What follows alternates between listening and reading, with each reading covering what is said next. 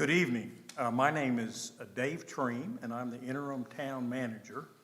And one of the things that we wanted to do here in the town of Jamestown is to have a candidate information session. And the purpose of this information session is to share information with every candidate about the town so that we would all have the same information. And so even those who are elected officials now are not here in their official capacity. They are here as candidates because the prerequisite to serving on the board is getting elected. And we do have our elections in November. And the first thing I wanted to do is thank everyone for coming tonight. And I thought we might start with my immediate left and go around and just tell us who you are. We'll start with you, John. Hello, everybody. I'm John Capes. I have been a council member for the past 3.5 years.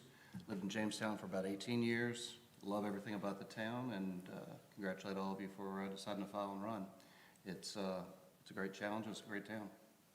Thank you. Dave? Well, I'm Dave Cohen. I've lived here in Jamestown for about 23 years now. I figured it's time I offer to give something back to the town since it's such a wonderful place. Try to keep it one of the most livable places in North Carolina. And Robert Frederick is not here tonight. He had another thing that he had to do related to his work.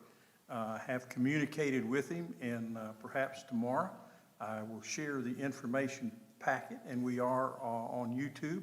And so he'll have a chance to come back and watch the presentations as well. Thank you. I'm Lynn Montgomery. I've had the opportunity to serve on the council for 10 years, 6 on the council and 4 as the mayor. I'm also a CPA with an office here in Jamestown, and I've been in Jamestown for about 30 years. Thank you. I'm Darren Myers.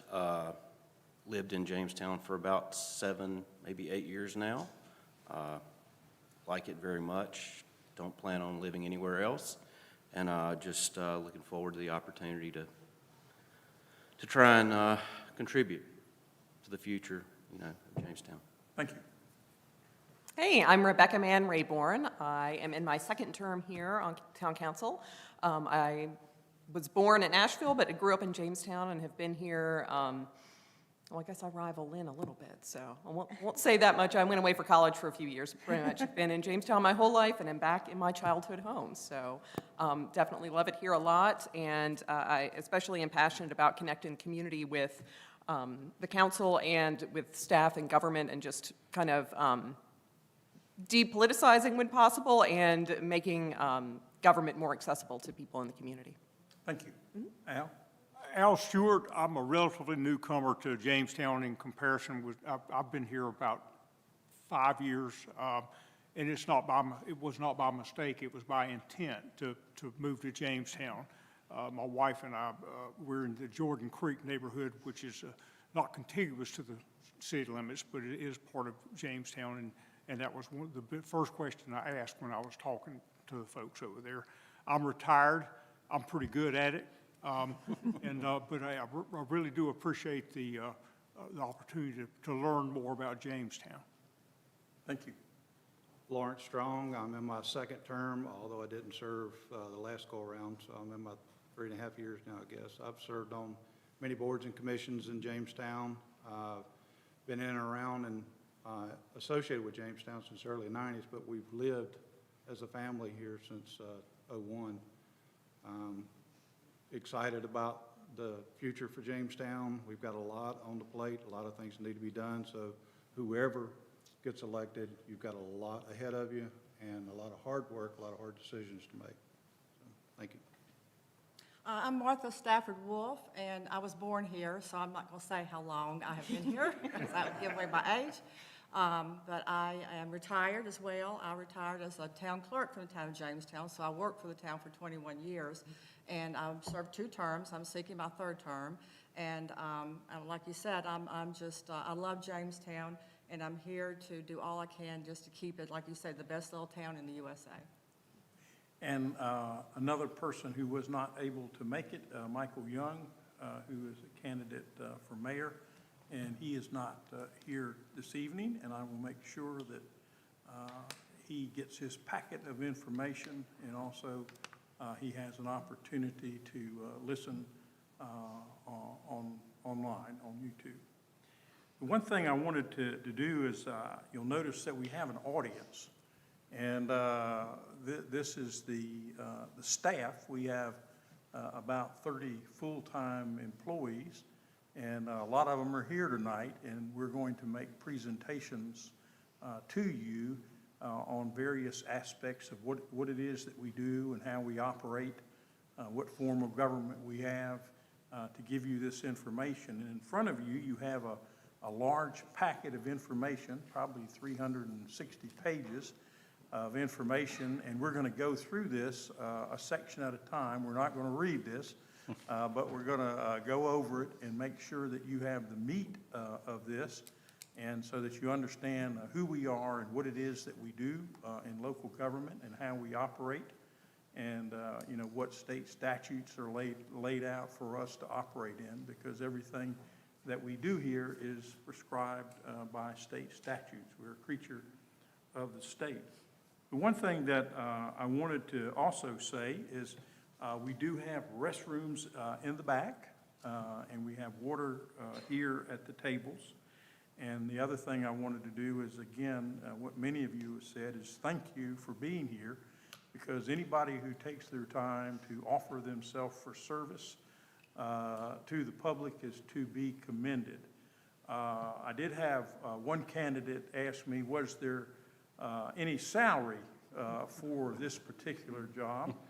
And I said, we don't pay 1 cent to our elected officials.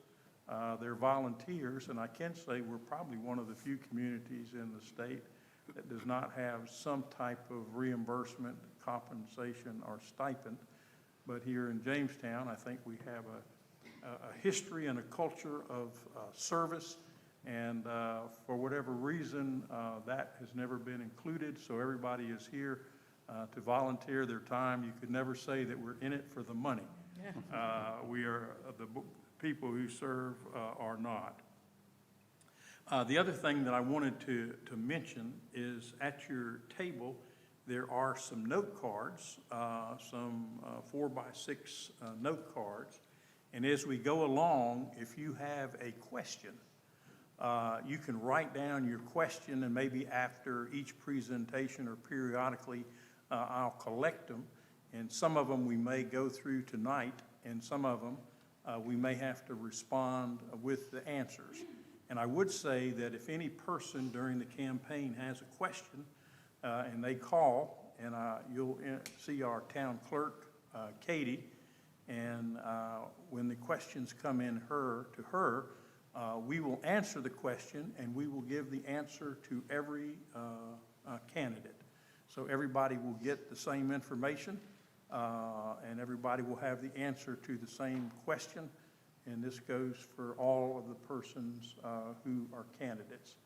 And so we will operate like that. And if you have a question, write them down as we go along, and we'll collect them. And at the end, if our time is good, we'll answer as many as we can. And those that aren't answered, we will write down the answers and send them all out to each of the candidates. And I wanted to start off a little bit, and one of the things that I know in December, when I interviewed for the job of interim town manager, I was standing here at this podium, and one of the things that the group said is, Mr. Treem, we would like to develop a strategic plan for the town. Certainly we've had plans in the past, but we want to make sure that we have one. And so we developed a 3 to 5 year strategic plan. And in your packet, there is something a few pages down. Matt, I don't know which page it is, but a few pages down, it's very colorful. It says Town of Jamestown Strategic Plan, Goals and Outcomes.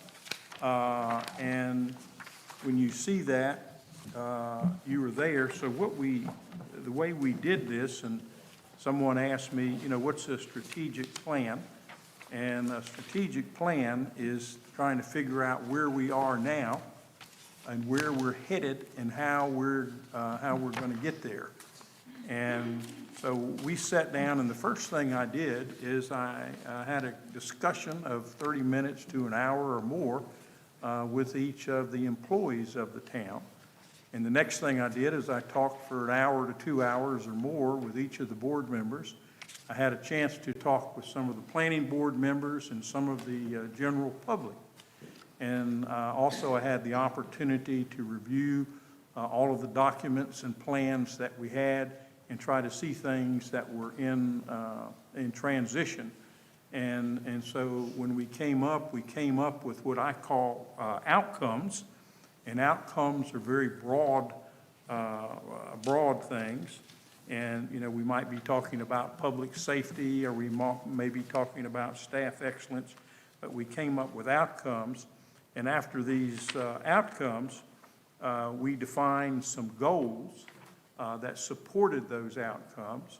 And the other thing that we have done more recently is once we have established a goal, we're using a process called game planning. And so we lay out the things that we're going to do to accomplish the goal. And we're in the process of looking for a little bit of software to help us manage the 39 goals that we have here in the town. And when you take a look at it, you'll see that on this, we have the outcome listed at the top. And on the right is a little status report. And on that status report, it has our report as of July of this year. And then we have a review in December 21. And we have a code that talks about white haven't been begun, and yellow a little bit of progress, moderate progress, a green pretty good bit, and blue being something that we've completed. And so the staff and I have been working on this interim plan starting around March or April. And then in July, the mayor and the board adopted the budget, and they adopted this particular plan. So what we do is we give them a progress report, maybe quarterly or semi-annually, on how we're doing. And the one thing that was stressed to me is when I came here is they wanted to hold the interim town manager and the staff accountable for accomplishing the outcomes and the goals of the town. And this is a 3 to 5 year plan. Some of these items are 3 to 5 years, and some of them are more immediate. And I wanted to go through just a few of them, just as a matter of information. And you'll notice that we talk about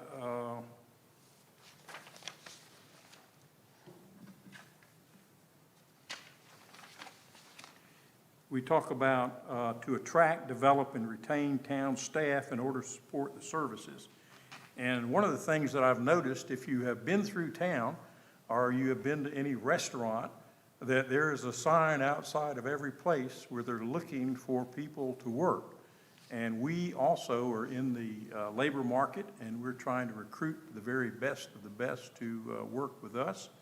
And I would say for whatever reason, it seems to be harder to find the talent that you need to operate your organization. Some of you may have noticed that as you're working, and so we have to work really hard to attract and retain. And one of the things that we took a look at is evaluating the benefits and the insurance for the town employees. And we took a look at our health care, and we modified it to offer a plan, for employees' families so that more people could afford to work here. Insurance is very, very important. We took a look at our leave benefits. We also took a look when we talked about insurance, not just for employees a little bit later. We took a look at our fire, lightning, extended coverage, workers' compensation. So we really reviewed the whole package. And when we completed that process, I'm pleased to say that we were probably able to save nearly $50,000. We have our insurance now with the North Carolina League of Municipalities. And about every several years, the town had gone out for insurance to make sure that we had the best rates. And we went out this year, we were surprised to learn that we were able to, save that money. And so we're always looking to operate efficiently and effectively. And so we're looking certainly about training for our staff. I know we recently, we do evaluations every year. And so when we were doing the evaluations, we had some training on how to do evaluations a little bit better. And so we had all of our managers and supervisors to participate in that. And the other thing that is very important to us is we're getting ready to do an operations continuity plan. And that's kind of succession planning, but we really don't have enough employees to do some of the things that are required there. But perhaps if we have someone that could be out on maternity leave, if we have someone who is sick, a lot of times we'll have to bring someone in to fill in that position because we don't have a lot of employees and we have some specialists, and sometimes we have to go find some people to fill in for that. We're also looking to implement some strategies to recruit employees from diverse populations. That was one of the goals that was adopted. And so we're continue to take a look at how we develop and retain people and taking a look at the insurance things overall. The next one that you see down here is to improve the administration of the town government. We do believe in continuous improvement, and one of the things that we did, the board wanted to do, is to review and upgrade the current mission, vision, and values. They haven't been reviewed for some time, and we have a strategic plan, and we want to make sure that we review our mission, vision, and values so that we have a strong point to hang our strategic plan from. And we have worked on that, and I will be back probably at the August meeting and share the results of the work that we did a week or two ago. And we wanted to make sure also that we had a strategic plan, and we have a strategic plan that has been adopted. You have that in front of you, and this is our work program. And one of the things that is important is that this is not a static plan, is every year in January, we review the plan, and if there's things that can be completed, we drop them off. If there's things that need to be added, we add it on, or if there's things that need to be modified. So this is not a static plan. This is a continuous planning process that we participate in. One of the goals you'll see under number 2 is scheduling a candidate information session. Well, I hope that we can complete this tonight and make our visits tomorrow. But I think when we were talking to the board, they felt that it was important for all the candidates to receive all the information and have a chance to answer questions, ask questions and receive answers so that everybody was kind of being fed out of the same spoon, especially the candidates. And we're looking at minimum staffing levels. We also know that over time, as we have looked at our strategic growth plan, we know that we have a lot of developable land in and around the town, and so we're looking at seeing what impact that would have and to gather information that would allow us to see if we be able to respond to service needs, and we have the capacity of services, how many employees might need to be added, what those costs are, and we are working on that even as we speak. Maintain and update the code of ordinances. I know that once we have a land use development plan that is underway right now, and when we review that and when that is passed, we're going to recodify, our ordinances, especially that one, so that we can bring all of our ordinances up to date, and that's one of the things that we hope to work on this year as well. And so if you continue to take a look at the information that we have down there, we have different strategies to promote Jamestown, and you can take a look at that. Our music in the park has always seems to have been very effective, but also a branding and marketing strategy for our town, and that's something that we're working on even now. One of the things we know, we have seniors in our town, and we're working with the AARP Livable Communities Initiative to make sure that we are attractive to seniors. We want to also do a good job and improve on advertising openings and selecting residents for town boards and committees, that everybody has a chance to serve. And we're also looking at a joint planning retreat for our board and for our planning board, and see that we're prepared to go forward with future plans. And as you look down, we've got on number 5, we've got plans to improve current infrastructures, facilities, and services. And we have street paving, and we need to look to evaluate our asphalt to make sure that we have the proper schedule to take the worst first in terms of the paving. We just adopted a Parks and Recreation Master Plan. We were able to complete that. We're looking at a recreation and golf maintenance facility that has been approved. It's been in our capital budget for 4 or 5 years, and that process is underway for that. And so we're working on that. And you can look down and see a lot of the different plans. And one thing that we have coming up is there's something called the American Rescue Plan. We did receive some $700,000 of $1.4 million that we are going to have to see the guidelines that come out for that. And we have that money to accomplish the purpose of the act. And so we will have received 50% of that money. Next year, we'll receive the other 50, and we have 4 or 5 years to expend that money, but there's some very strict guidelines, and we're waiting for the final guidelines before we can begin to see, how that particular money is going to be spent.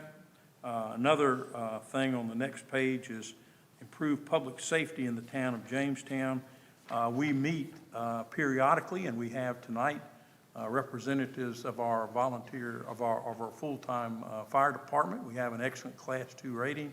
And, of course, we receive police services from the Guilford County Sheriff's Department, and they provide excellent service and value to us.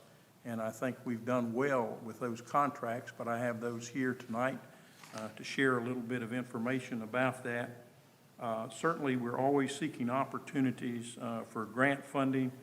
We're completing the Town of Jamestown's comprehensive plan. And we're looking at enhancing our code enforcement to protect property values in and around the town. And so these are about 39 different things that we're looking at. It's a 3 to 5 year effort. We're off to a good start. And so from the town manager perspective and that of the staff, the mayor and the town council have given us direction on what they would like to see accomplished. And so we have mobilized the staff, and we are working on these things to the best of our ability, and given the staffing that we have. And so I'm going to introduce next, and if you have any questions about what I've had, you've got the plan there, and I certainly would be able to answer those questions, but I just wanted to give you a little bit of the scope. And if somebody wants to know what it is that we're doing at Town Hall, or where we are and where we're headed, I think we have a document for them to look at. And certainly things can be added, things can be taken off, and that's up to the policy-making group. And for this town and every town, that's our mayor and town council. And at this point, I'd like to introduce our town clerk. Yes. I'd like to just make a point. For those that don't know, this is not all that they're doing. Every day, they have wildfires to put out and stuff that goes on day in and day out. These are just the planned things that we, as a council, wanted to see progress, but they still carry on. I mean, we still pick the garbage up, and we still work on the streets. And you'll hear a little bit about all of the services that we're providing and take it down to an operational level. This is the 30,000-foot picture, and we'll get into the detail of that when we get started. And at this point, I want to turn it over to Katie Weiner, our town clerk, and you'll find out that the town clerk has a very important position with the town. And Katie. Good evening, candidates. I'm Katie Weiner, the town clerk. I want to thank you all for volunteering to serve the town and the community. It's certainly not an easy job. The mayor and town council are volunteers that do not receive any payment for the time and energy they spend serving their constituents. As elected officials, you will have a duty to vote. This means you will have to make decisions on everything that is presented to you unless there is a specific conflict of interest that requires you to recuse yourself. This can be very difficult at times. There will be issues that you face that will require a large amount of attention and will not have any obvious solution. You will have to work together to determine the best way forward. The North Carolina general statutes require that all local governments have a town clerk. It is my responsibility to keep an official and accurate record of the discussions and actions of the governing board. The minutes serve as legal evidence of what has occurred in the meetings. I write the minutes, submit them to the board for approval, and then print them in the official minute book. I also keep minutes for other advisory boards such as the Planning Board and the Parks and Rec Committee. I ensure that the town's code of ordinances are maintained and up to date. I provide notices for all upcoming meetings and public hearings in accordance with the general statutes. And I also respond to all public record requests that are submitted to the town. Almost everything that the town does is considered a public record, and I am required to provide information to anyone that submits a request within a timely manner. I typically swear in everyone that serves in an elected or appointed position. I will not be able to swear in the newly elected mayor and council at the December meeting because I'm going to be a little busy. But there will be someone here that will swear everyone in and ensure that you guys are ready to begin working for the town. Every month, I work with the town manager and the mayor to create an agenda for the regular town council meeting. These meetings are held every month on the third Tuesday at 6 p.m. in the Civic Center. I send a copy of the agenda to council members and post it on the town's website after it has been approved by the mayor. And I also do my best to complete the information packet for the council meetings about a week before the meetings are to be held. My goal is to make sure that everyone on council has the information that they need to make informed decisions. The majority of the communication from staff will be sent through me. This ensures that everyone has access to the same information. I'll be working closely with everyone that is elected to serve the town of Jamestown. Thank you again for your commitment to serving the citizens and to working with staff to achieve the goals of the town. Thank you, Katie. Thank you. And call on Beth Coontz, our town attorney. We have a town attorney. All the towns have one. We have an excellent one, and I want to have her share a little bit about what she does and about our form of government. Good evening, everybody. As Dave said, I'm Beth Coontz, and I serve as town attorney for the town of Jamestown. My part of the program is to explain what the role is for the mayor and council in Jamestown. Now, in order to do that, I've got to give you a little civics review. I swear it'll be short. I'm not going to wear it out, but we got to start somewhere. So, as you know, the U.S. Constitution gives certain powers to the federal government, like power to coin money, regulate interstate commerce, maintain armed forces, maintain a post office, things like that. Any powers that are not given to the federal government They are retained by the individual states.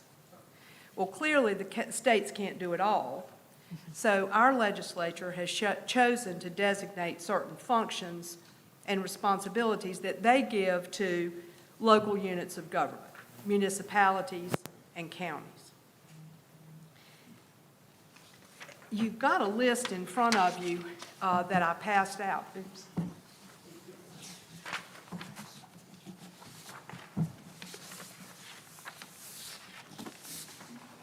It's going to give you a list of what these functions are, and I'm going to go over that a little more in depth in just a minute. Jamestown is a municipality. That's what our charter says, and the word municipality covers cities, towns, villages. There's no difference. If you're chartered by the state, as we are, you're going to be a municipality.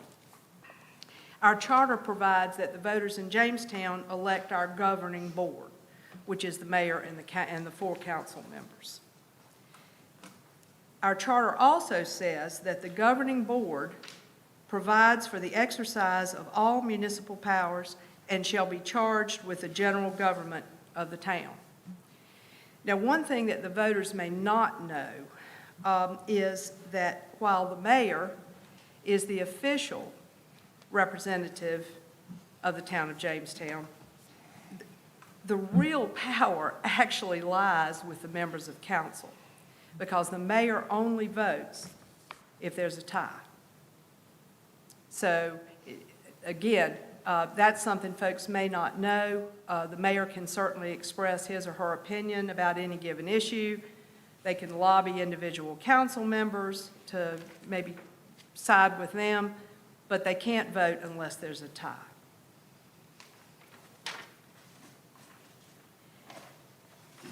Now, the duties that our state legislature has delegated to the municipalities, you can divide them into 2 categories, really.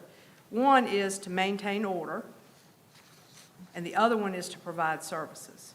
And if you'll look at the list that I gave you, you'll see that most everything on that list that is given to cities can fall into one of those 2 categories.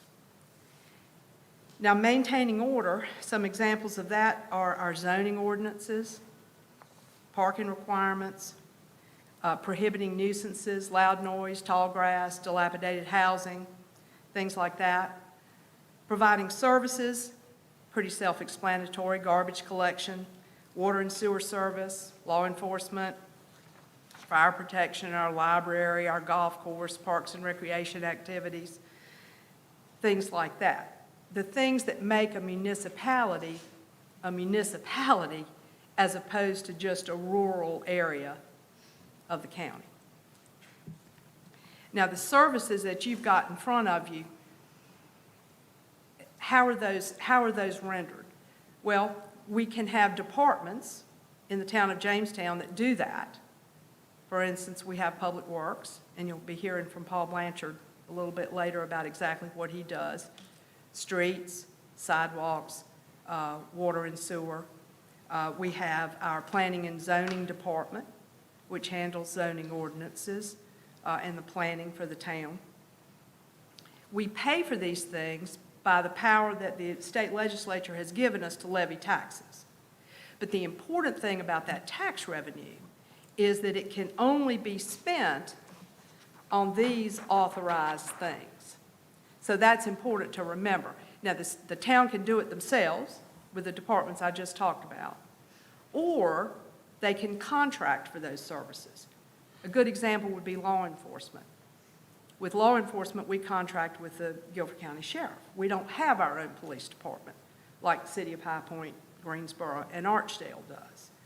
So we can contract for services, but again, anything that we're contracting for, any nickel that we spend, and I know Judy Gallman will talk about that a little later, has to be these authorized purposes. And you'll note that some things are reserved totally for the county. School system, court system. And other things only a city can do. Streets, street lighting. You'll see it in the categories above. And then the largest category is things that the counties and cities are authorized to do. But the important thing to remember is that when you're spending money, our tax revenue, on behalf of the town of Jamestown, it's going to need to relate to something on this list.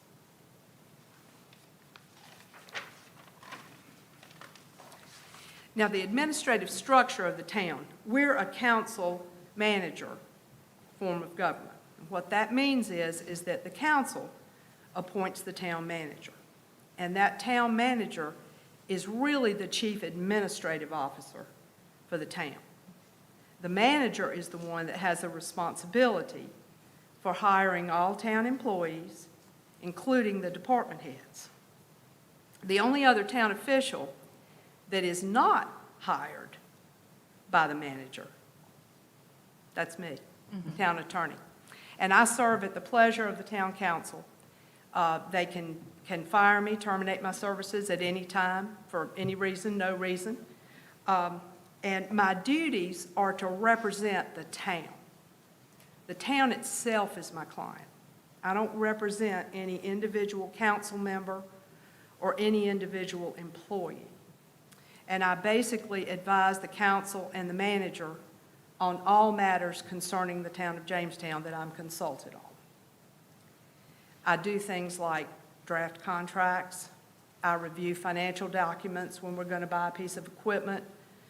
I draft sewer easements, water easements for water lines, sidewalks, anything of a legal nature that comes up involving the town, I'm usually involved in.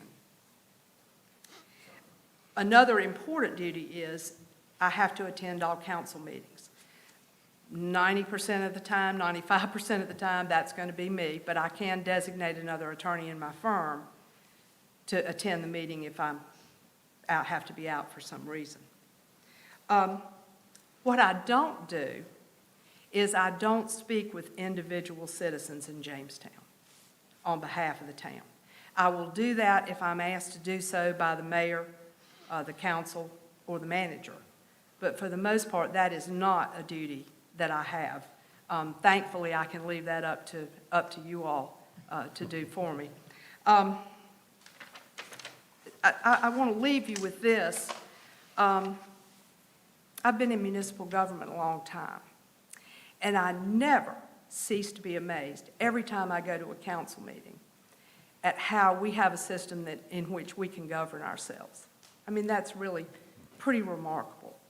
And my dad had a saying, he didn't originate with him, it's old, but it's what is not good for the hive is not good for the bee. Now, I did notice that he would use that when he was trying to talk to other council people, because he was in city government a long time, trying to get other council people to do what he thought was best. But I thought it might help you as you make tough decisions for Jamestown. Thank you. Thank you, Beth. Thank you, Bill.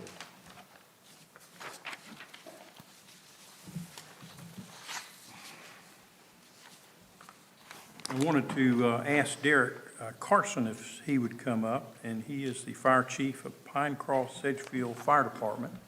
And we talked about contracting services, and so we contract with them, and we have a very excellent Class 2 ISO rating. And now Derek is an old timer as the fire chief. I think it's been several months. But he's been with the department and has risen up through the ranks and is the new fire chief, and we have been working very closely together. So Derek? Like you said, my name is Derek Carson. I'm the fire chief for Pine Cross Sedgefield. We have 5 stations, one of those being the town of Jamestown. One thing I would like to emphasize first with what Mr. Traim and Katie both said was y'all have volunteered to serve and be servants within the community. I understand the value of that firsthand because our fire department is a combination fire department, which means we have both full-time career staff and volunteer staff. So I just thank y'all for the volunteerism on your end to be servants within your community, just like we are within the fire service as well. So thank you for that. We began fire protection in the town of Jamestown in 2003. We were established in 1952, right around the same time that the Jamestown Fire Department was established. And both departments operated independently over the years, and then in 2003, we merged with the town of Jamestown, or the Jamestown Fire Department, to begin providing fire protection within the town. At that time, there was a fire chief and one shift person that was on 24 hours a day, and that alternated, so there were some nights when the fire station was open.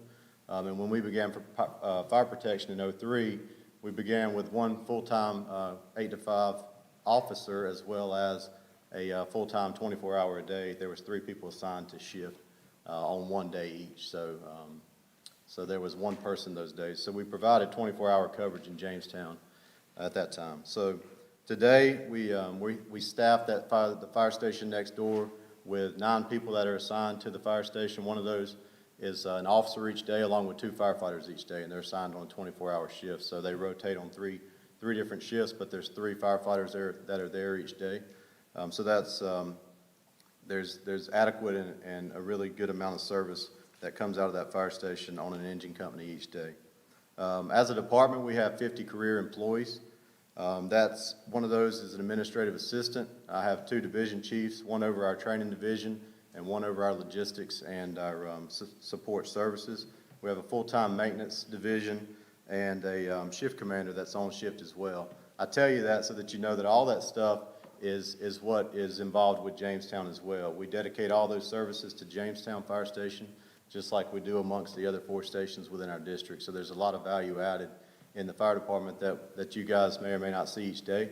But when the truck breaks at 2 in the morning, there's a maintenance staff that responds and takes care of that, along with any other need that arises. We also, our closest fire station next to Jamestown is Station 23 on Mackey Road. So you often see another truck in the district, along with mutual aid and automatic aid contracts that we have with High Point. It's often that you may see on a large call, there may be multiple jurisdictions within the town of Jamestown, and that's why that occurs like it does. We have a great working relationship with other fire departments nearby as well. Like the town manager mentioned, the ISO rating within the town of Jamestown is a class protection 2. The ISO rating, also known as the public protection classification, is ranked from a 1 being the highest to a 10, and basically that indicates how well the community is protected by the fire department. So we're proud of the ISO Class 2 rating within the town of Jamestown. That places us within the top 4% within fire departments that are rated in the state of North Carolina. So I tell you that again to know that you have a very good fire protection within the town of Jamestown.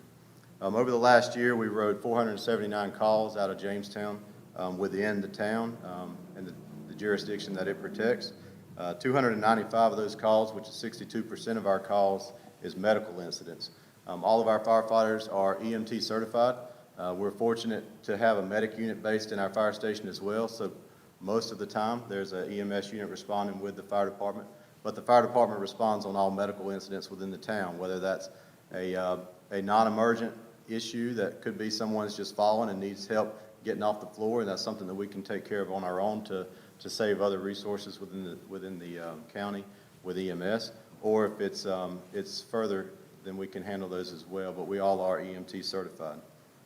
There was 28 fire incidents within the last year of some sort, 60 fire alarms, 20 motor vehicle accidents, and 76 other calls that we classify as service calls or good intent calls. So overall, there was 479 calls. We are down about 17% over the last, from the start of COVID. Part of that's attributed to us changing the way that we were dispatched on calls to lessen our exposure or potential exposure on calls. So part of that we'll see rise, but we're also seeing a turn in call volume as well as COVID things have started to get better. Up of that call volume, our response times within the town and within our district are very important. So we're constantly looking at ways to improve our response times, not only the turnout time that it takes for us to get out of the fire station, but also the response time on the roadways as well. We invested in the last year with a new station alerting within the fire station, which allows us to tap into state-of-the-art technology to receive those calls quicker from cut down on the time from the 911 center to the fire station, which was part of the things that we couldn't control before, but now we're seeing a reduced response time as a part of that too.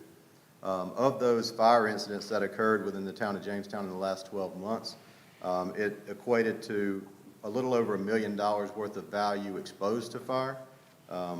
Value lost to fire was $46,000, which put the property saved from fire at $960,000, which was right around 95% saved. So we are very committed to continuous excellence, not only within our department as a whole, but as within Jamestown and as that relates to fire protection and medical assistance within the town. Jamestown is very special to us as one of our stations, and we are. I've been here since '03 when this was when we initiated the merger, and over the last 18 years, our staff has really become an extension of the town staff, and we work very well with the town staff. We're very proud of that relationship, and again, just thankful for what the council does for us and what we can provide to the town. Thank you. Thank you. Thank you very much.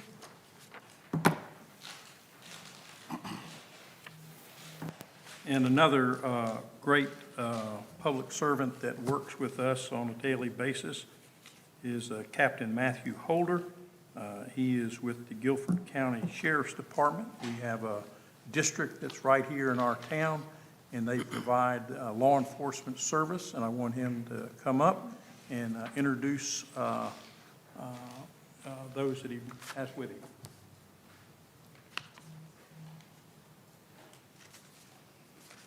Good evening. My name is Matt Holder, and I'm a captain with the Sheriff's Office. I've been employed there for 22 years, and the last 2 years I've been a captain.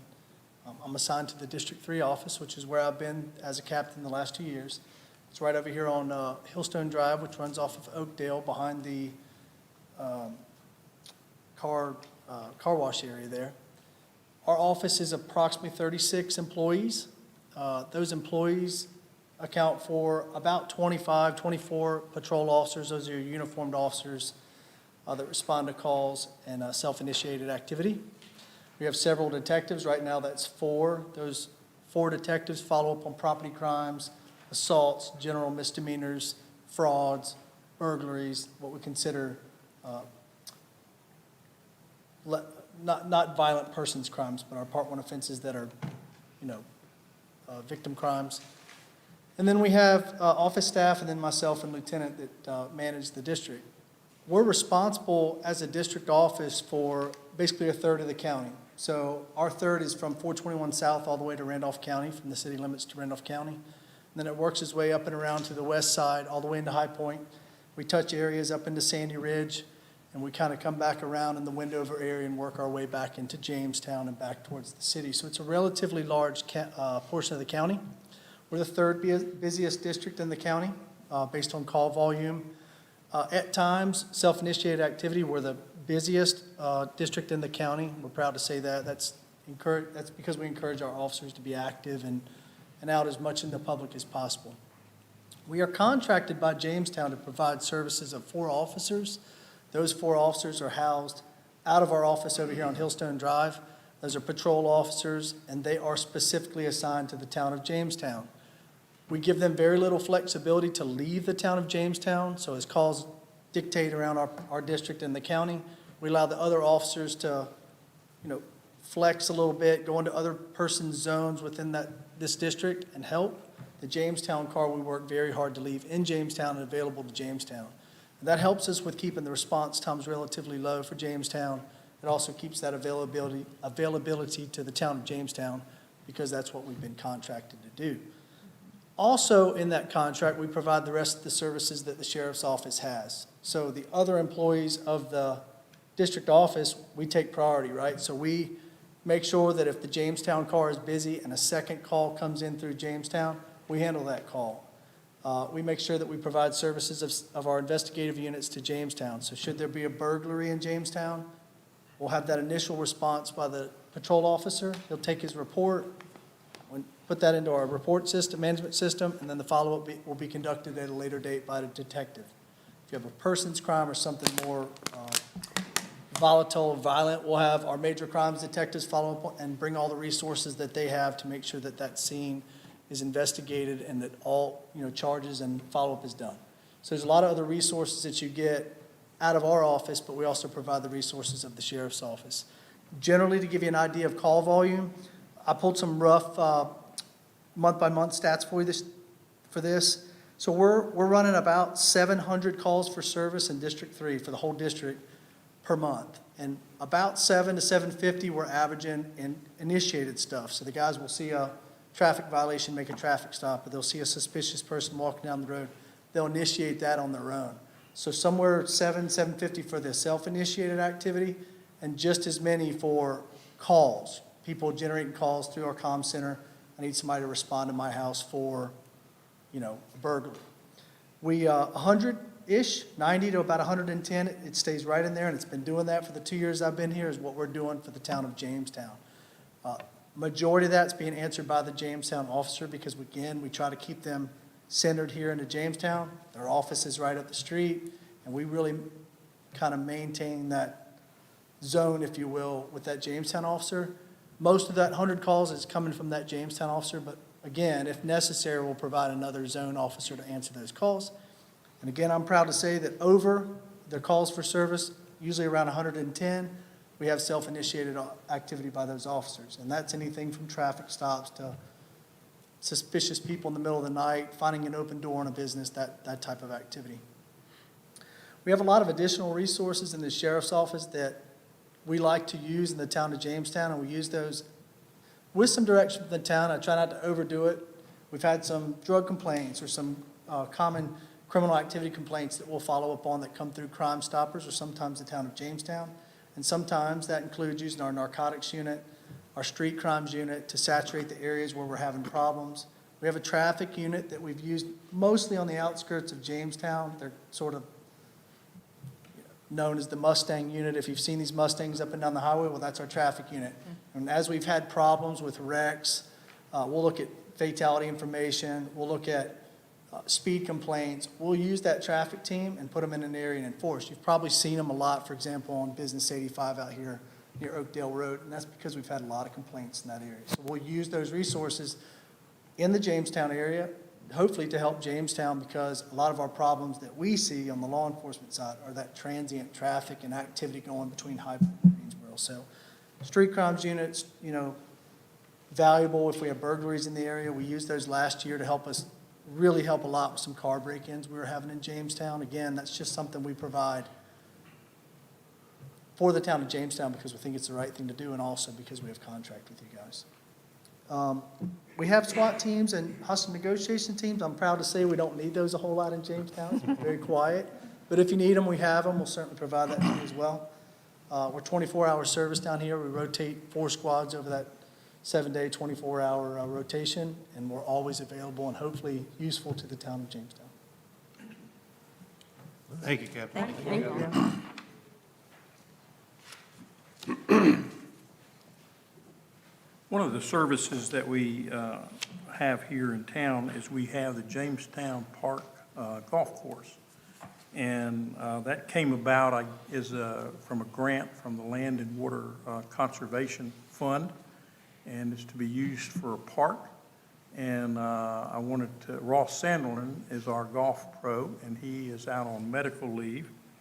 We have 2 parts to our golf course, and I want to introduce the first part is Marcy Newton, and she's the assistant golf pro of the Jamestown Park Golf Course. Marcy.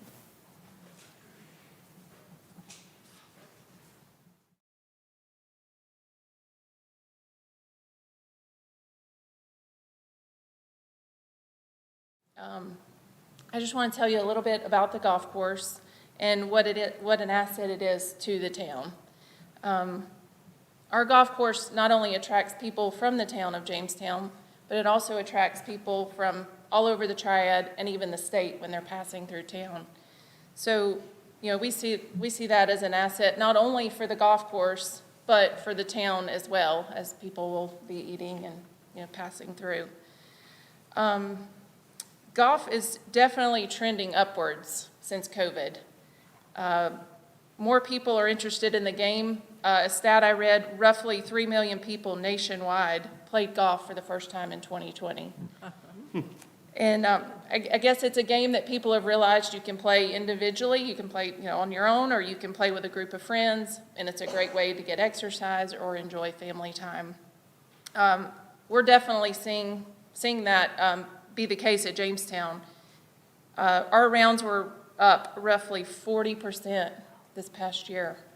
We did over 31,000 rounds in 2020, 2021, over the previous year, which was 22,000.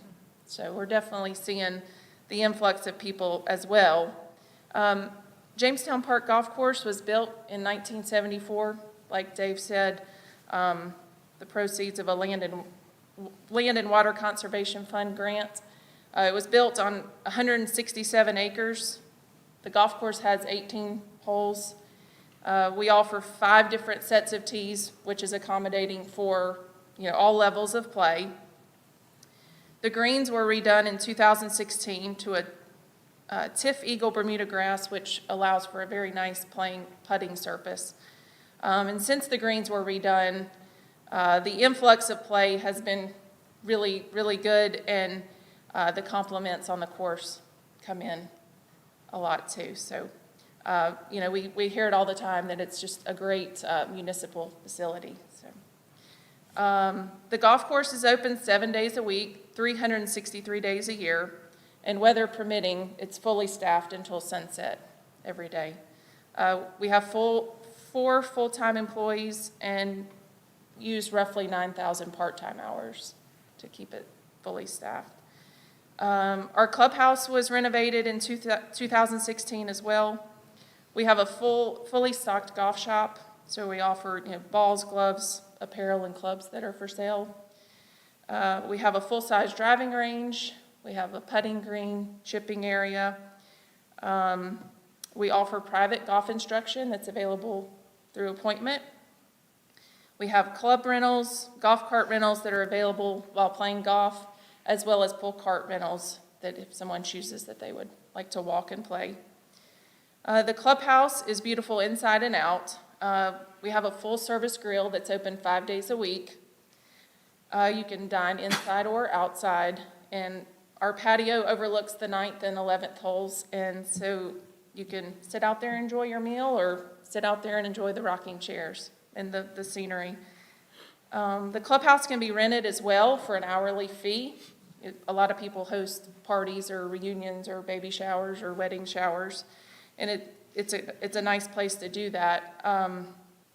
All of this information can be found on our website, jamestownparkgolf.com, or you can find us on social media.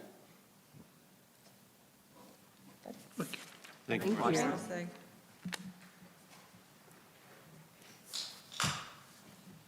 And I want to introduce now the other part of that is taking care of the golfers, but you got to take care of the course. And recently we had Jamie Claybrook join us, and he was down in Eden at Oak Hills, and he's been with us since March. And he was also at Greensboro National, and probably has 20-something years as a superintendent, and we're delighted that he has joined us, and want him to come up and share about how we maintain our golf course and what we are doing and what we plan to do to make sure that it's in excellent condition. Jamie Claybrook. Good evening. Yes, my name is Jamie Claybrook. Got about 22 years' experience, superintendent, as Dave said. And we currently have 6 employees employed right now, including myself. And the things we do, like greens, tees, fairways, roughs, driving range tees, around the pro shop, we maintain all of those areas. It's about 85 acres of fairways, greens, tees, roughs, and about 3 acres of greens. We aerify, fertilize, apply chemicals, apply nutrients.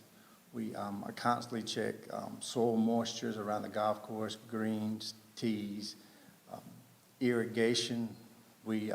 Irrigation's working pretty good, except for we have a lot of leaks, but we are on top of it. And mechanic. Our mechanic, he's just been hired too. His name is Justin King.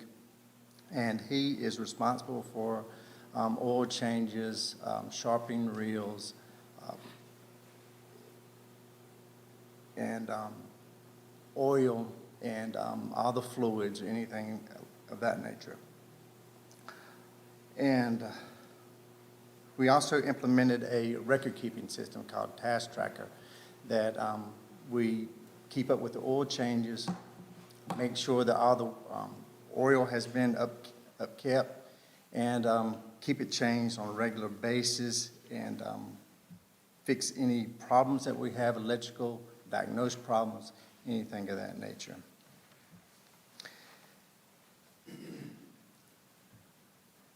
And we also, I mean, we prepare the golf course about every single day for play. We're closed Christmas, Thanksgiving, and we try to keep it well-maintained, mowed, and looking good for our customers. Thank you. Thank you. Thank you.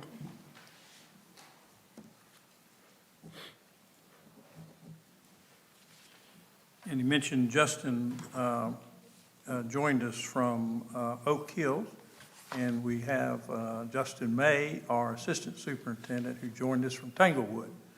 So I spent a lot of time early hiring, we think, a very excellent staff, and I think we have the folks that can help maintain our golf course. And before I introduce Matthew Johnson, and Matthew has a double-duty job. He is the assistant town manager, and he is the director of planning. And I work very closely with him on many of the things. And at this point, if y'all have any of the questions or have them written down, I will kind of collect them at this point, and I'll collect the ones at the end. And I can take a look at them and see which ones that we might be able to answer tonight and which ones may take a little bit of research.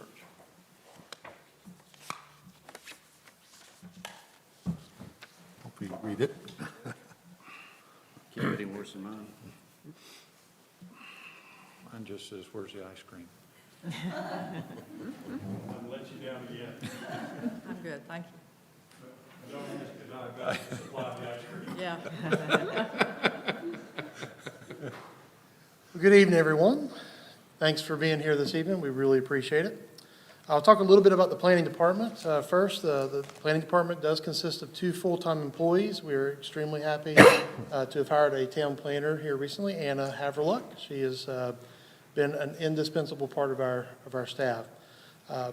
Our staff in the planning department serve as liaisons to the planning board, the town council, and various other ad hoc committees, such as the Parks and Recreation Advisory Committee, AARP Livability Committee, Comp Plan Steering Committee, and others as needed.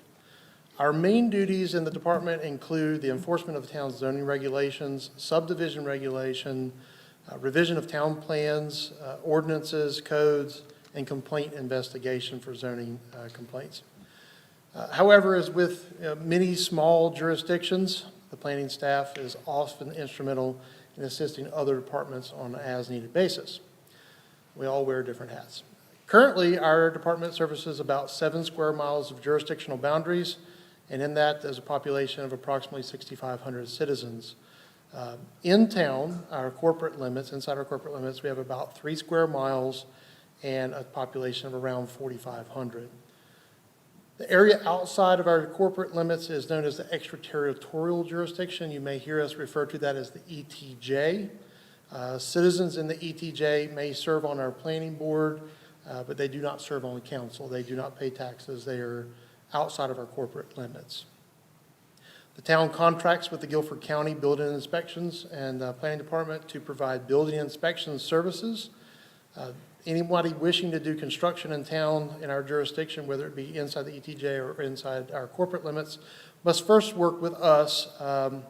They get what's called a development clearance certificate, and they take that to the county. The county uses that as a trigger to begin their building inspections in compliance with the state building code duties, and so we coordinate with them for that. We have several major projects going on. I'll talk about a few of those. You may be aware, our comprehensive plan is being updated. This plan provides the community with an overview of our current physical development and serves as a guide for future development. We anticipate that a draft of that will be updated and ready for review soon. We're working on an AARP livability plan. The AARP committee provides feedback to the town council regarding ways to make the community more accessible for aging adults, including support for infrastructure that includes things to help us age in place. We're currently updating our stormwater GIS data, and we're preparing for a state audit. That will come in 2023, I believe. Our ADA accessibility, or ADA transition plan as it's known, the town does strive to ensure that all of our services and programs are accessible to all of our citizens. A majority of the town's facilities have been designed, built, and renovated to comply with federal and state accessibility code requirements. However, some facilities may have barriers that could limit full accessibility, and the town has developed an ADA transition plan which will help us remove those identified barriers. And this will also establish precedents for future projects to ensure that all of our facilities are equally accessible. We're working, as Dave said earlier, as part of our strategic plan that you have in front of you, a strategic growth plan. And in light of proposed development, the town is working on that strategic growth plan, which will help highlight developable property and assist us with forecasting impacts to our essential services: water, sewer, police, fire, street, sanitation, and schools. We'll talk about just briefly the Johnston property. I know that that is all a topic of great interest in town. We have not received an updated request to date, but we know that this property will likely develop in the near future. The town is planning to engage with a community planning consultant who has experience in architecture and design to help assist the town's citizens and our leaders with conducting some important dialogue. We are currently working on several grant projects. I will say we'll talk about these in sort of categories. Sidewalks, and I wanted to say that we have a sidewalk project on Oakdale Road and on West Main Street into Penny Road. Those haven't been widely publicized because we have been working on the pedestrian bridge across East Fork or City Lake at East Fork, and on the Lydia Greenway, which is just over here off of East Main Street and goes underneath the railroad. That should be firing up back up again soon. I'll let Paul talk about that. We've also, Anna has applied for a bike and pedestrian plan grant update. This would help update our current bicycle and pedestrian plan to include more recent data. And also, we are instrumental in applying for the Parks and Recreation Trust Fund, or PARTF, as you'll hear us refer to, possible grant applications based on our Parks and Recreation Master Plan, which Scott will talk about soon. I do want to say that as the assistant manager, I'm also involved in the management of the day-to-day operations of the town, and this is done in close collaboration with the town manager and all of our key staff members. I do want to say that we have a tremendous staff here. We have an extremely professional staff who have all taken time to earn professional certifications which serve to benefit the citizens of Jamestown. Each of our staff members works hard to provide the citizens with a great deal of service, from our public services and sanitation crews to our parks and recreation and golf staff, which you've heard from this evening. Each of these women and men bring a great deal of talent to the town, and they strive to make Jamestown the very best.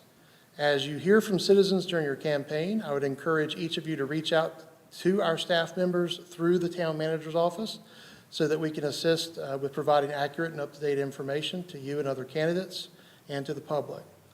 I thank you for being willing to serve, and I wish each of you the best. Thank you. Thank you. Thank you.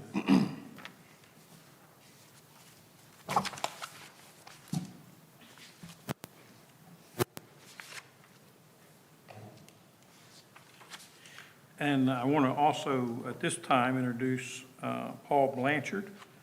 Paul is our Public Services Director. We do maintain water lines. We maintain sewer lines. We work on streets, and we do a lot of other work in the public service area. And Paul is a PE, as Matthew said.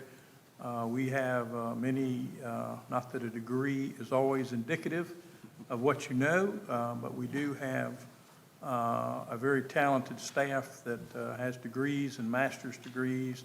And Paul does have the credential of being a professional engineer, and that is a much-needed talent for someone directing our public services. And let me introduce Paul Blanchard.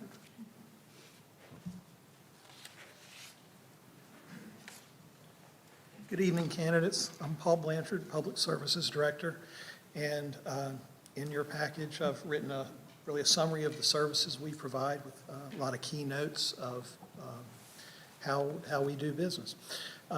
We have 11 employees in the Public Services Department. We work on roads, water lines, sewer lines, storm drainage, sidewalks.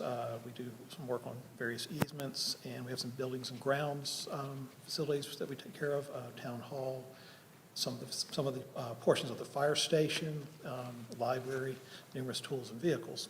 And we work closely with several state and county entities, and also have relationships with many of the local municipalities. And the areas we work in are water and sewer, sanitation, streets, storm drainage, and buildings and grounds. Just an overview of our water, we're what's called a purchased water system, which means we don't operate a plant, but we purchase water from various plants. We have relationships with the Piedmont Triad Regional Water Authority, which we're a 2.5% owner, and we also purchase water from the city of High Point. We have approximately 44 miles of water lines. They range in size from 2 to 12 inches. We have about 2,800 water meters, which ours are read remotely, for the most part with radio read, which allows us to read them twice a month, so we can detect leaks in that way. And our water population is 6,457, which is a statistical number that the state comes up and updates every year. And then we have 2 water connections to the City of High Point system, and we have 3 connections to the Greensboro system. So with the PTRWA, the Piedmont Triad Regional Water Authority, we, like I said, we're a 2.5% owner, so ultimately we could have up to 1.2 million gallons of water a day. Currently, we have 775,000 gallons of water per day that we are permitted for. We're using approximately 625,000 of that at this time. We're obligated to take, I think it's 494,000 a day, but we have to get the water from Randleman here. It goes through PTRWA lines, and then some of it comes in through High Point, some comes in from Greensboro. We get about 500,000 from High Point and 125,000 through the Greensboro system. And we can change those numbers periodically. We also have arrangements where we can purchase more water from High Point, up to 1 million gallons a day. And we pay a fee to High Point and Greensboro, about 10% of the cost of the water, of the PTRWA cost, for what we call a wheeling fee. Typically, we're only purchasing PTRWA water, but in peak demand times, that isn't enough, so we end up purchasing water from High Point. It's at a higher rate, so we try to limit that. Of course, by setting the amount of water that we're going to take in, we are paying for that water whether we actually use that each day. And with our sewer system, we're what's called a collection system. We don't operate a sewer treatment plant. We're an 8% owner of High Point's Eastside wastewater treatment facility. Our sewer population is about 12,000, and that's because a good bit of the Adams Farm area in Greensboro comes through our sewer system. We are permitted for 2 million gallons a day. We're currently using about 1.4 million gallons a day in our sewer system. We have arrangements with Greensboro to collect 75% of the sewer fees for sewer treatment in that area. Terms of that were established many years ago. It's worked well for the town. And I was saying earlier, we have an 8% ownership of the Eastside treatment plant. Periodically, there are major upgrades costing millions of dollars, so we do have to keep a healthy balance. Judy will talk to this much more than I would, but we This year, we've got some major upgrades coming to the plant and also the Riverdale Pump Station. I believe it's in excess of $2 million that we'll be participating in with the sewer system this year. Our sanitation department, we have 3 employees in sanitation. We take our solid waste to the Kersey Valley landfill. We take yard debris over to the High Point Ingleside composting facility, and then our recycling's handled by GFL Environmental. Statistically, we're very consistent. We have a little over 1,000 tons of garbage a year, about 300 tons of recycling a year. Yard debris, 470 was the statistical average, but I believe it was in 14 we had the big ice storm. So that one, really blew our average, but usually more around 400. And I also want to note that there are other services provided by Guilford County, like EcoFlow provides hazardous waste, Bishop Road, their facilities for white goods. We work with them. And once again, we don't own a landfill, because we take things and pay tipping fees. With the street department, we have 16 miles of town streets. Of course, there's a lot more mileage in town, but those are NCDOT streets like Main Street, Oakdale Road, Guilford College, Scientific. So we don't perform the maintenance on those roads. With our street funding, the bulk of our funding comes from the North Carolina Powell bill, which we get about $100,000 a year. And those are restricted grant funds that can only be used on certain street-related projects. This year, you probably saw that we did some resurfacing. We do that about every other year. We have a study done every, say, 4 to 6 years. The last one was in 2017. We have one budgeted for this year where they'll rate our streets independently, and then we'll use that as the basis for what streets we repair in the next cycle. Loose leaf collection is really treated as a street department function. We make about 20 cycles a year picking up loose leaves in the curbs. And Matt mentioned sidewalks. The East Main Street or Lydia's sidewalk project, it is to start back this month. We've been held up with issues with North Carolina Railroad and NCDOT, but the contractor should be back probably within the next week. Storm drainage, we don't have a storm drainage department per se, but we do have obligations. We maintain storm drainage features in the roads. We are going to be audited in 2023. We have to clean and inspect all of our inlets every year. We hire a subcontractor to look at detention features in town, and we have to keep what's called an NPDES permit, a National Pollution Discharge Elimination System permit, because we're in watersheds here. So we have a lot of regulations on us. Guilford County provides erosion control in this area for permitting. And briefly with buildings and grounds, like I said, we work with working with general maintenance at Town Hall, the fire station, a little bit at the pro shop, the public service department buildings, but we typically subcontract bigger things like HVAC, plumbing, electrical work. We also work with the Parks Department on things like placing pine straw at some of our facilities. That is a big task with the staff that we have in town, so when we do that, we just time it and work together with Public Services and the Parks Department. Thank you very much. Thank you, John. Thank you.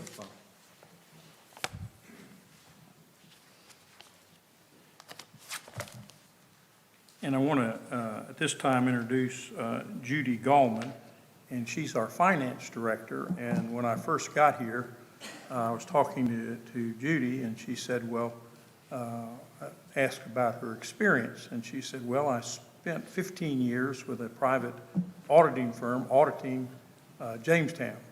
And then she said, I have spent 15 years as the finance director for Jamestown. And I asked her about her credentials, and she said, well, I'm a certified public accountant and has received much training and many awards for our finances.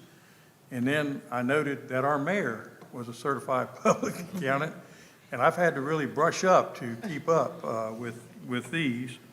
And making sure, we have a local government commission in this state who reviews audits and budgets. We have a state auditor's office. We have a state treasurer's office. And the finances of a town are very well regulated by the state of North Carolina. And I'm here to say that all of our financial reporting and our budgets certainly meet the highest standards. And as Matthew said, I would compare the quality of our staff even with our bigger neighbors around us. We have a very talented staff, and at this point, I'll introduce Judy Gallman, and she is our finance director and a very valued member and one of my top assistants in the town. Thank you.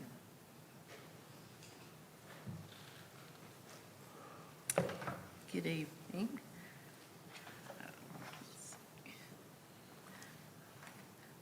Like Dave said, between the years I was an auditor here and the years I've been the finance director, I feel like I've got my 30 years in. Unfortunately, the retirement system doesn't agree with me. So I'll be here a while longer. There is a state statute, number 159-25, that tells us what the duties of the finance officer are to be. It's not all encompassing of what I do every day, but some of the major things are to keep all the accounts of the unit in good order and based on governmental accounting standards. We're required to pre-audit all expenses. That means, that's a big word around here. Everybody knows what pre-audit means, and that's something that I do every day. When somebody wants to spend something, I have to make sure that it is included in the budget and that it is an allowable expenditure. Like Beth was telling us, there's certain things that are allowed to be spent, cities can spend, like from the general fund, that our taxes would pay for. There's a lot of things that we cannot spend money on, so I have to make sure that when somebody wants to buy something or do a service or whatever, that it is allowable expenditure under those state statutes. I'm required to do certain reports to council, and I do that every month at the normal council meeting. I'm supposed to supervise receipt and deposit of all money. So basically, I pretty much know everything that comes in the town and everything that goes out of the town. In addition, I'm, keeping up with all the debt that the town has. We don't have a lot, but we do some installment purchase for equipment and that kind of thing. As well as investment of funds is another duty of the finance officer. I contract for the annual audit, and I prepare for the audit. We actually have our finance department, if you will. There's 4 people, including myself, one lady who is kind of in charge of our human resources. She does payroll as well, and then we have 2 collections and billing in the utility department, and they do accounts payable and that kind of thing too, as well as answering the phones all day long. So we're a very small staff for the volume of things that come through the town. All checks, disbursements that go out from the town require 2 signatures. The finance officer has to sign, and then another official of the town. So in addition, I basically come up with the annual budget, help to, along with department heads, come up with requests, and then we take that to council, of course, for approval. as I said, I prepare for the annual audit and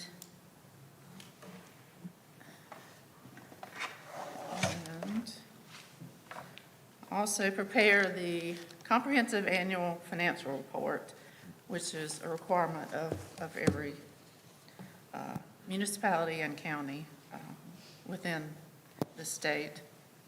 Dave mentioned the Local Government Commission. That is really a godsend for our state. They oversee all the cities, towns, counties, and make sure that, you know, that everything is in good order, that you're doing what you're supposed to do, and that, you know, your books are the way they should be. Unfortunately, especially in the last couple of years, there have been quite a few towns, cities, counties that the Local Government Commission has actually taken over control of the unit and that kind of thing. So they are an important part of our, you know, state organization, along with the Treasurer's Office. Okay.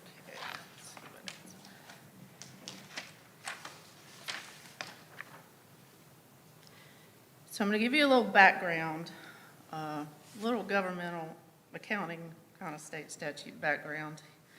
And local governments are required by state statute to use fund accounting to track all our assets, liabilities, revenues, and expenditures.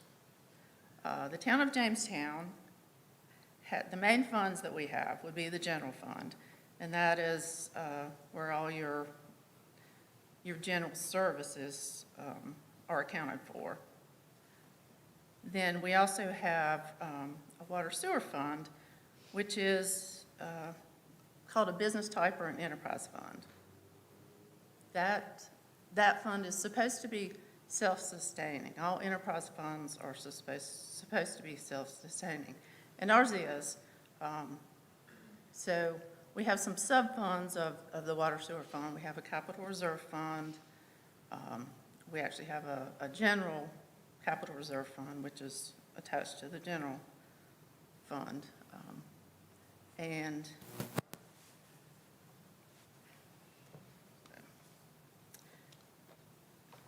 so that each of those type funds has what's called fund balance.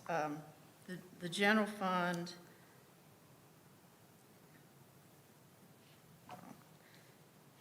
I'll kind of give you a definition of fund balance. It's an accumulation of revenues minus expenditures. That's kind of the simplest explanation. A common misconception is that a local government can spend all the cash that a fund has. The general fund can legally only spend the available fund balance within the fund. That is determined by a calculation that the Local Government Commission has come up with, and every year they look at the available fund balance of all the cities and towns and counties. And if you fall below a certain point, then they will send you a unit letter, you know, telling you you've got to get your fund balance up to the level where it's supposed to be.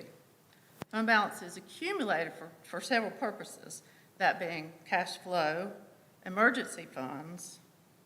You know, if there's a disaster, you've got to have some emergency funds available.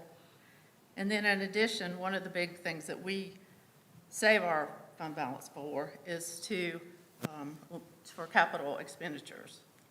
So we have what we call a capital improvement program, a CIP, and it's a 5-year plan, if you will, and we also have beyond 5 years.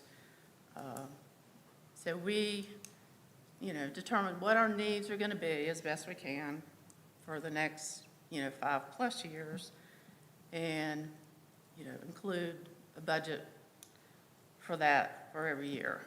The current year that we're in, those capital expenditures will agree to the capital expenditures in the actual budget that gets approved.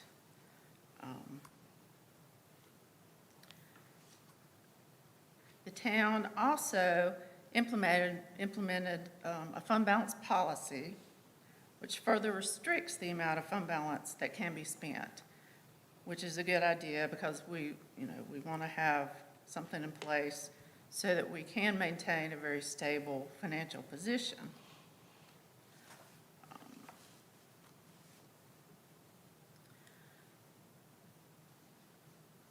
So we do have, the town does have what appears to be, a substantial amount of cash on hand. However, it's broken down by department, general fund, and then the water sewer fund and some of the sub-funds. A lot of that is restricted within each fund and can't be spent, on a year-to-year basis. The water sewer fund has the majority of the cash balance of the town. And part of that is because of the East Side wastewater treatment plant that Paul was talking about. When they do major upgrades, when they do repairs, that kind of thing, we are responsible for paying our portion, our 8% of the project. So we have got to, maintain that restricted cash for those purposes, and that's millions of dollars. In fact, on the June 30, 2020 capital improvement program, the projects, some of the just, individual water line projects within the town, and then the East Side and Riverdale projects that the city of High Point's doing, our share of that. The total of all of that that's on our CIP was $21 million. So that kind of gives you some idea of what the future we have to plan for that. I've given you a lot of information in your packet. Hopefully you'll go back and read some of this, and this will give you kind of a hopefully better understanding of how governmental accounting works. And you have our budget. Of course, we have a budget message in there. We have the actual budget ordinance. That is the actual legal document which council adopts to approve the budget for the next fiscal year. And I have given you copies of the current CIPs and the statement. So our fiscal year, our year runs July 1st through June 30th. So for the year it just ended June 30, 2021. This is what I'm trying to get closed out and get all the audit stuff ready for the auditors, which will come this month to audit our accounts.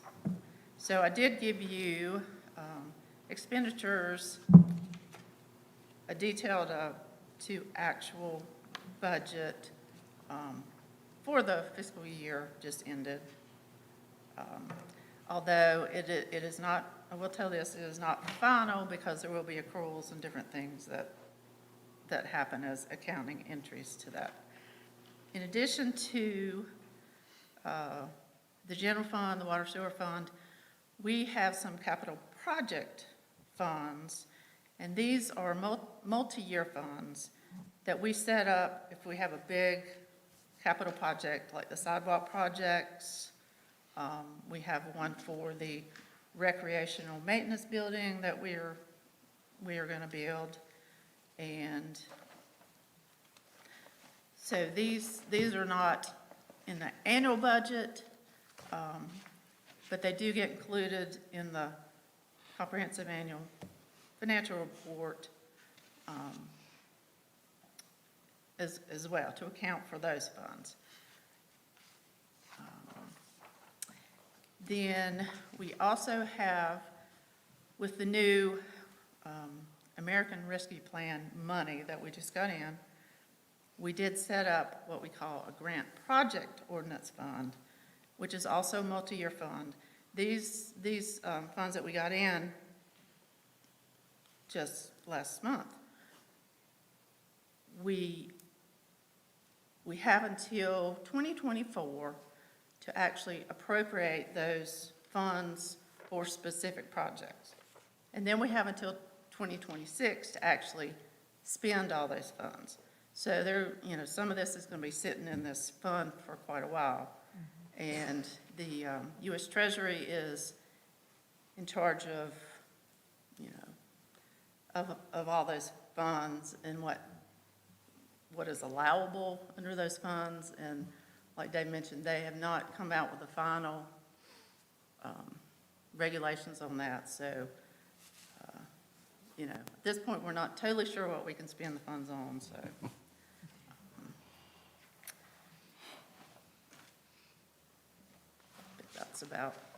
That's about it, I guess. Thank you, Judy. Thank you, Judy. Thank you. And there's a lot more where that came from. I would like to say that our finances are in good order. And the one thing that I think is important to note is that as we go along, we have our annual operating budget, and we have a capital budget that Judy talked about. And especially with the water and sewer fund, we have to put money aside for these large multi-million-dollar projects. And so and you can't spend water and sewer money in the general fund. You can't spend it on something else. It's very specific. And there are guidelines for fund balances, and our mayor and board have set up guidelines even in addition to that for how these funds can be spent. And so, not to say that we kind of know everything, but I'm the interim town manager, and I know this fall we may be going out to advertise for a full-time town manager. And the only one that they could find was me. It was raining outside, and I was the only one that came in out of the rain. And they said, well, let's pick him. But I've got 40 years of experience as a town and city manager in multiple states. And I have been in Salisbury and Mooresville, and I've been doing interim work for a number of years. And I'm only 74, and I haven't quite figured out how to get this retirement thing down. I need to talk to Dave over here. He's really good at it.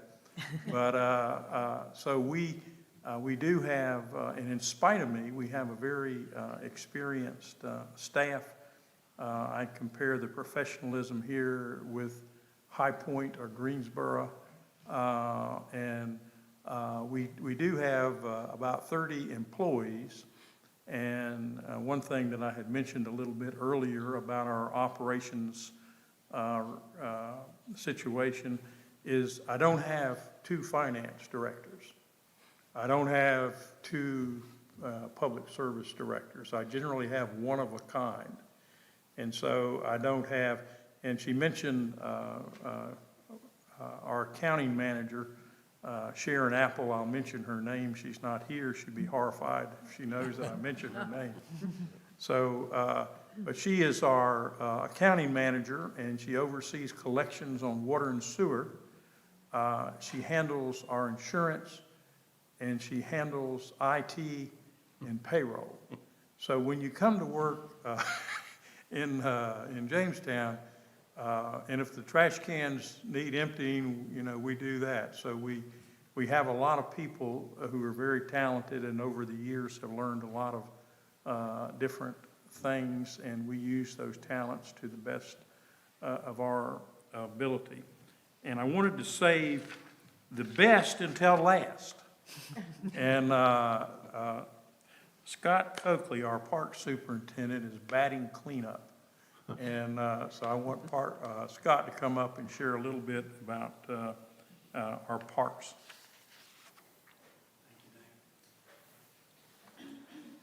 Good evening, everybody.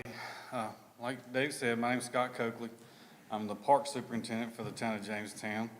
I've been working for the town for 20 years, with 10 of that time split, 10 with the golf course and 10 in the Parks Department. We currently have one full-time groundskeeper, myself, and are looking for some part-time help currently. The park staff we're mainly responsible for the general maintenance of the Charles Turner Athletic Complex on East Fork, the soccer fields, Jamestown Park, which includes the shelters, the playground area, and the baseball complex, and Ren Miller Park. We also help maintain a little bit of the buildings and grounds with town hall, a little bit of library, sometimes fire department, but not much, mainly with the grass and stuff like that. Some of our duties that we're responsible for include the mowing and pruning, mulching, painting. I've always told people we got to do a little bit of everything, and we got to know how to do a little bit of electrical, a little bit of plumbing. We also paint the fields and line them for athletic play. We try to keep the parks as clean as we can for the citizens. We work closely with the sports groups like JYL, YMCA, and Soccer Shots to help plan and schedule the youth sports here in town. We also plan and host special events like Music in the Park that we do at Ren Miller Park. And we've worked with Jamestown businesses and civic groups to host events like Movies in the Park. We've also done events like Arbor Day, the egg hunts in the past, and also some rabies clinics. And the town's been working hard the past few years to update our Parks and Recreation Master Plan. Council adopted the new master plan on April 20th, 2021, and we're very excited on what the future holds for the town of Jamestown. Jamestown's a very active community, and I expect to see great things in the future as we work to improve the events and the facilities we currently have and to add new ones. Thank you for your interest in serving the town of Jamestown, and we appreciate it. Thank you, Scott. Thank you. Do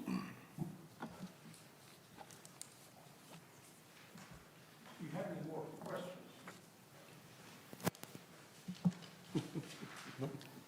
Okay. I wanted to, And the reason that we saved the best for the last, because he was the last one to have a speaking part, other than me. And so you've met our staff, and you've met the folks who provide services to us. And you know, I've been here since January the 11th, and I can say it has been an impressive group to work with. And I can tell you that everybody here, I've told the mayor and the board, I said we have a group of servant leaders. And our job is to help the mayor and the town council be successful at accomplishing outcomes and goals and strategies. My job is to advise the board and manage the operations for them. And my job is also to help to provide a working environment that is conducive to getting things done. We certainly have a team culture. We do game planning. We do operations analysis. We're looking at a lot of our different operations, and I'm very pleased with the level of service that we're providing. I feel like we certainly go out of our way to provide excellent customer service, and if we can do that and people are happy. I would also say that the best elected officials are the best informed elected officials. And so my job is to help provide communication to the mayor and the board, and also for the staff. I often serve as spokesman for the town on issues that come up. But I don't speak on my own. I speak for those who have given me direction on where we're headed and what we're doing, and answer questions.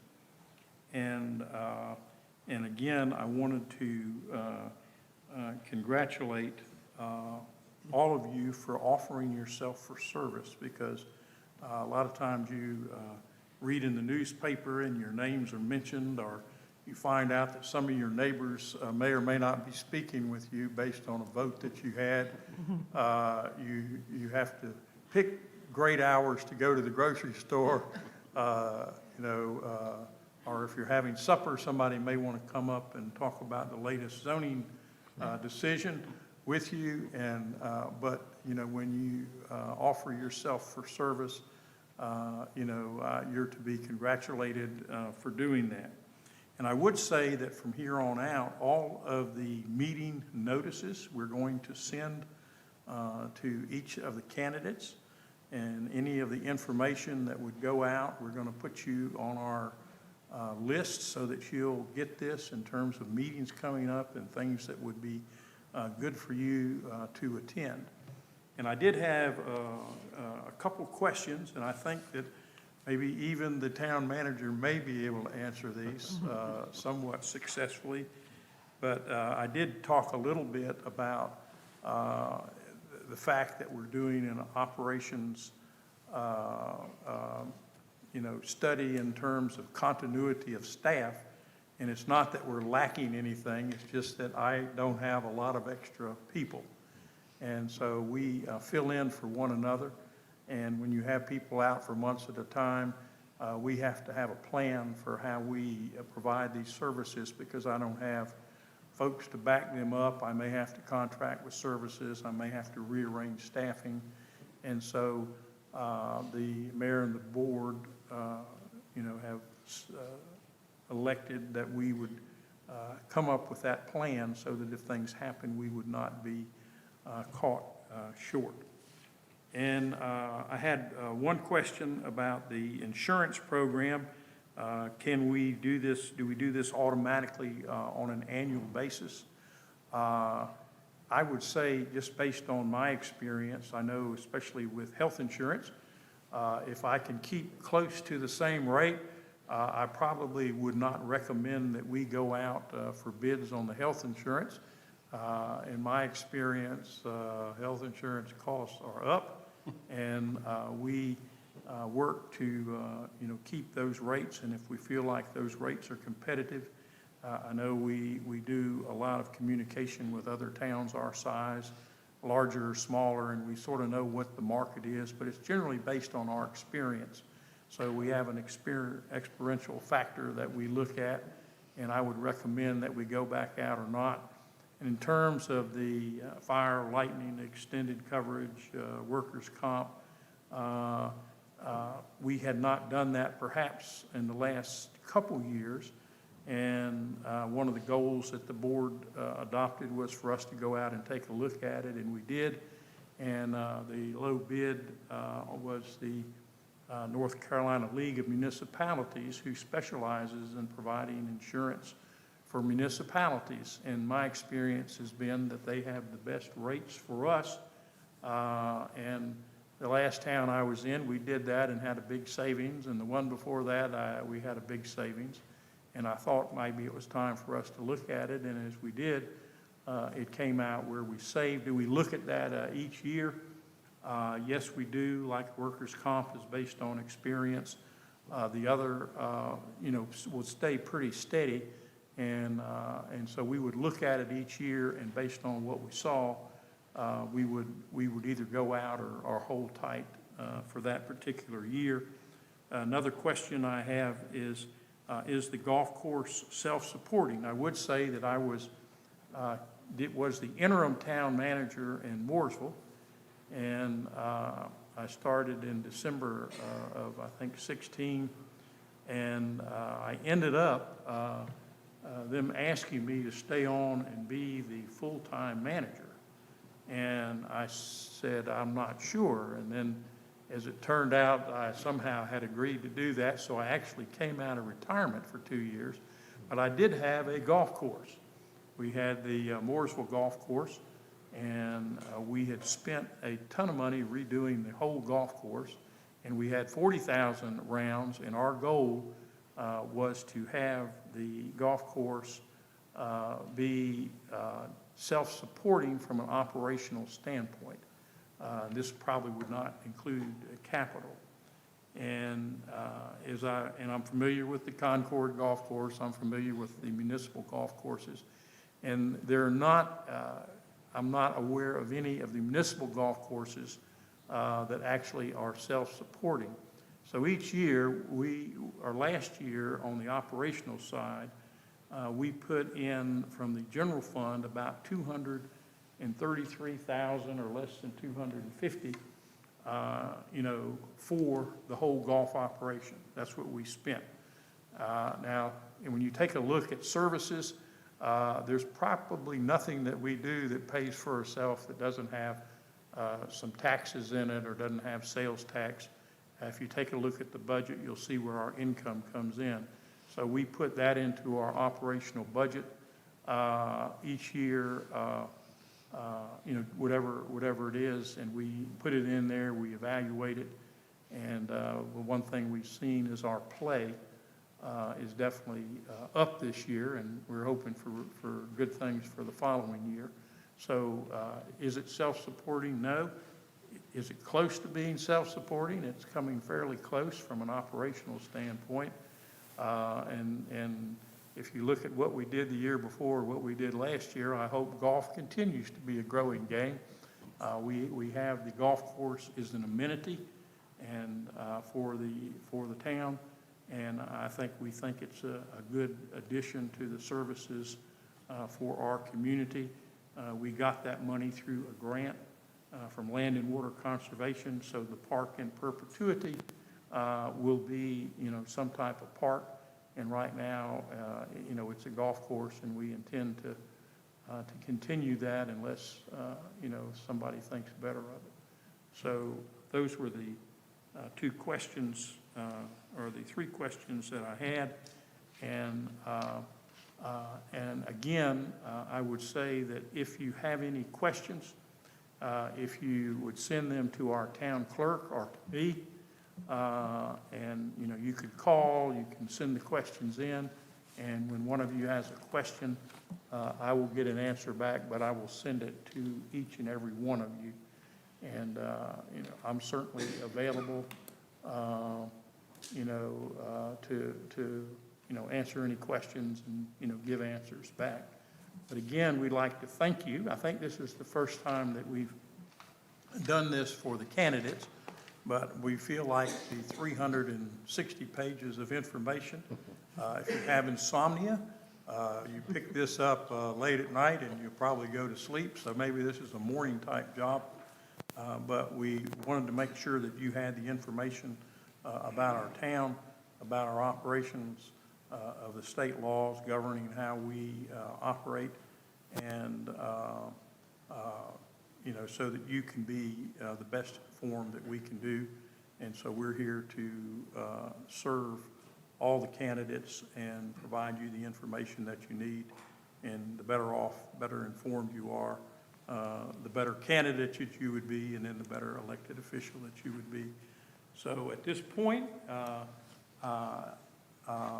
I'm going to dismiss the group and thank you again for being here.